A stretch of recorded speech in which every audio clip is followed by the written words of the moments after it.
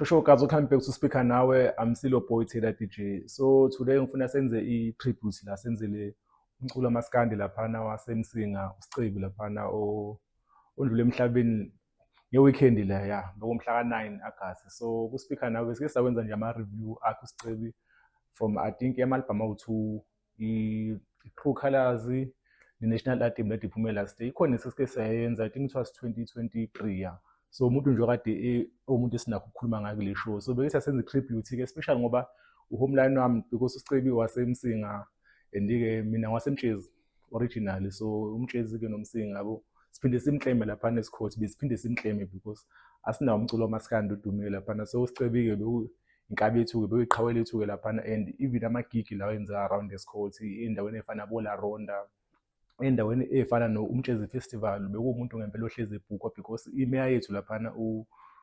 uSobholenyoni hayi ubeyithanda le ndoda laphana. Ikhona indumizo ledi ikhona last year ngomhla ka-31 uMaskandi biseWembley Stadium laphana. uSicebi omunye umuntu wafike washaya into ephezulu ngoba bekade engagejike estage hayi ubebadla ngempela yabona bona isikhathi i-performance le live ilade strong khona kakhulu ke. So mhlambe abantu ababukele mhlambe abanye bengasitshela mhlambe yipi album ubona ngathi yona o-best ngoba mina ngineyami mina u-best, but before mhlawumbe ngalapho mina ngiqale ukulalela uSicebi after ngimzwe kwingoma ayenze noBig Zulu ngo-2019. Khona ingoma eyayiphume kule album yaBig Zulu yesibili la ithiwa Ngqongqoshe Wengqongqoshe. So ikhona laphana ingoma ayenze noBig Zulu ibizwa Ubuhle Bami laphana. So yayi-feature uSicebi ngangakaze ngizwe ngayo before, and after ngizwe leyo ngoma ngamlalela ngaya ku-YouTube ngoba yena umculo wakhe usukhona ku-YouTube ngaleso sikhathi babese mbalwa ama-artists amaskandi no-music lapho. So ngamdiscover lapho and then khona i-album ayikhipha le i-Die Ride or Die, i-Ride or Die iyona ke le yaqala ukuzwa ngayo. Then ngahlehla kakhona ama-album before laphana uJohnny Walker ikhona noqala I think ibizwa i-First Class ke leyo yona yaqala yakhathaza abantu abaningi, but abantu abaningi bakhetha up early. But into emnandi kakhulu ngomusic wakhe ukhona ku-YouTube, ukhona ku-Spotify and stuff. So ube umuntu nje i-technology ubeyisebenzisa ngale ndlela ke and ubeyahede kakhulu. And when it comes to ama-music video I don't think umculo wamaskandi kulaba manje unama-music video ongidlula kwaSicebi ngoba uya-investa kakhulu kwi-craft yakhe laphana. So nje abantu abaningi basazo-catch up. So ngihappy ngalelo side ukuthi mhlawumbe ushiye nomsebenzi ngoba yena ubesemncane kakhulu ngoba wa-96. So lo muntu lo bekade ehlanganisa u-30 years kulo nyaka. So yeah but-ke iyona tribute esifuna ukuyenza. Bangakhomenta mhlawumbe abalandeli baSicebi laphana ukuthi mhlawumbe yiphi ingoma eyi-favorite abuyithandile yaSicebi ngoba ziningi ezama-hits ziningi, especially mina kule album le ngisho i-Ride or Die iyona album ngempela ke le inama-hits amaningi kakhulu nanama-music video amaningi washuthile lo album ngoba eyayinkulu. Even namanje ingoma zakhona ezaphumela laphana abantu basalalela ku-YouTube zinama-million aserious laphana. So mina yona favorite album yami, but akhona amanye ama-album njengayo le ngidingisho i-True Colours le enye album ebepopular kakhulu. I think ebepopular then i-Ride or Die, but mina ngangithandile lana isigqi sakhe nabantu esebenza nawe laphana inkulu into ababenza laphana ngoba ube umuntu kade ubelievela kakhulu ukuthi teamwork besebenza bebaningi nje behlangene bebaningi laphana. But I think yana album yakhe khona amanye ama-album I think Never Say Never after le i-Ride or Die ibe khona i-National Anthem le kodwa uyona ade iphume ngonyaka walondlule leyo nayo ibadlile abantu. So nje ibuhlungu kakhulu indaba lomjida lo, but ngihappy ngomsebenzi akawenzile awusebenzile. I think igama lakho uhambe silisebenzele even though isikhathi sakhe bengathi besingakafiki yabo nje kwale show ayenze kulo nyaka leti laphana eGoli laphana. Enye futhi into kade seyintroduce laphana ukwenza ama-one man show because into kade ingaziwa kumaskandi lokho. So uSicebi waqala ukwenza ishow laphana eThekwini ePlayhouse iqale ngayo lento yamashow and ama-artists amaningi amaskandi manje senza one man show into ethi singayaziyo because ama-artists amaskandi ajwayele ukuvela kuma-festival. So bekade umuntu nje oyi-trendsetter elida entweni eningi and ezinye izinto ade eqala be-implementa abanye abantu be-implementa kangcono zibe nkulu kunaye kodwa uyena umuntu oqalile and ube kude kakhulu isikhathi se-songwriting ne-creativity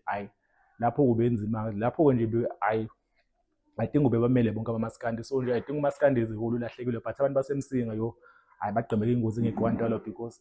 I don't think bophinde bebe nomuntu obhigi kanje emsinga njengalo wamjida lwana nje. So speaker nabe sithi nje no asenze i-tribute eqhawe lami mhlawumbe mina ngingamention ama-favorites ami ingoma zakhe ingoma ziningi there is one song ahleze eyiphefuma uma eyiphefuma ayisale ingxolele leyo enye album enkulu I think iphuma kule album iDear Diary. There is one song ayenze noSjava I think umuntu wami ya enye ingoma le inkulu kakhulu ziningi khona le ukwenza kuyashiyana ya enye ingoma leyo I think yaphuma ngo-2019 na enye ingoma la engithinta kakhulu ngangikwesinye isimo laphana so ingoma nje ikhuluma nge-break up leyo ngangirelate kuyona kakhulu ngaleso sikhathi nje so ziningi quality yenze nobuhle leyo yo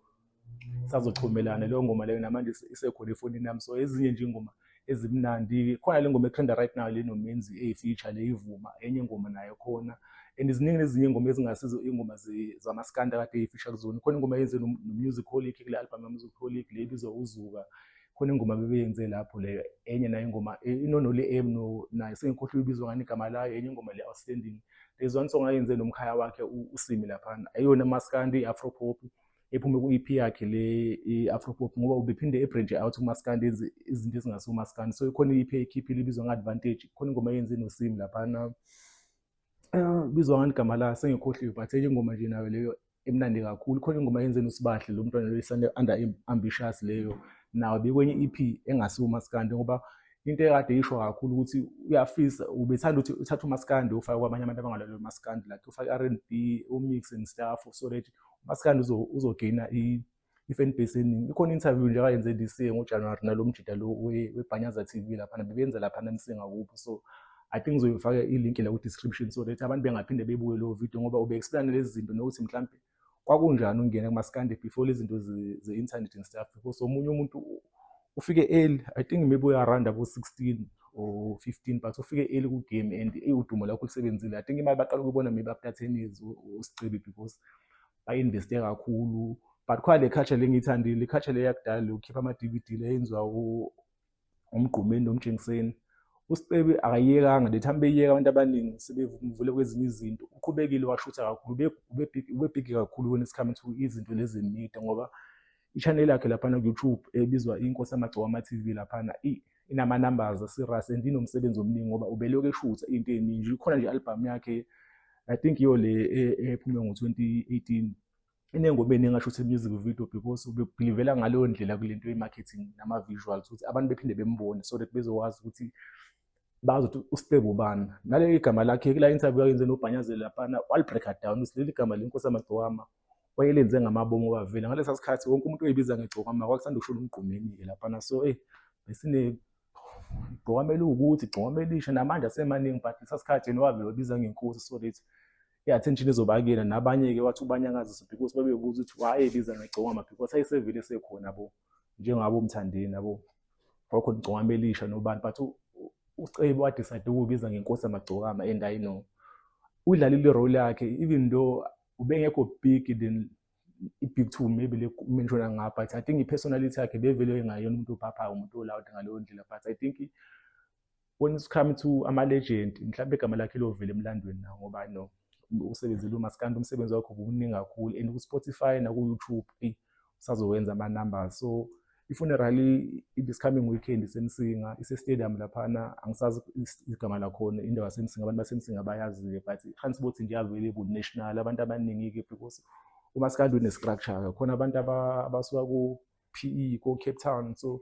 abantu abacontact iy'nduna zabo ziba-organizele and I want uzokwenzakani kwi-festival iPhucuzo Festival because ube-headline yakhona iPhucuzo Festival ngomhla ka-29 laphana eMoses Mabhida so uSicebi omunye umuntu akade ebhekwa ngamehlo abovu ukuthi uzophefoma lapho but-ke ake sezokufika so laphana so bona ukuthi uzokwenzakalani lapho mhlawumbe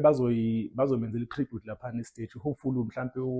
ubhuti lo umcinika laphana mhlawumbe khona something special abazowenzela for uSicebi because ama-artist amaningi vele asifikile emsinga azoshow i-support so nje laphana ngomhla ka-29 I think iyona tribute ezoba official laphana abantu bamaskandi bezomcelebrate impilo yakhe uSicebi so nathi uspeaker nawe abantu ade befeni kakhulu yakhe belithi nje no ashaya ivideo nathi tribute lesivalelise kwinkabi le ngabe ngiyacula ngoba ngiyakwazi ukucula njengala ndoda lana ishaya ngo-auto voice webiza kanjalo ivoice yakhe laphana so ya hayi sakhala nomsingi ngizoyivala lapho nje ivideo yami ingaze ibe yinde kakhulu but hayi bafana basemsinga ayibonakele bafethu Sekhona ku-Twitter ethi Speaker Nawe, sikhona ku-Facebook Speaker Nawe, sibe khona ku-TikTok Speaker Nawe Show. Awe.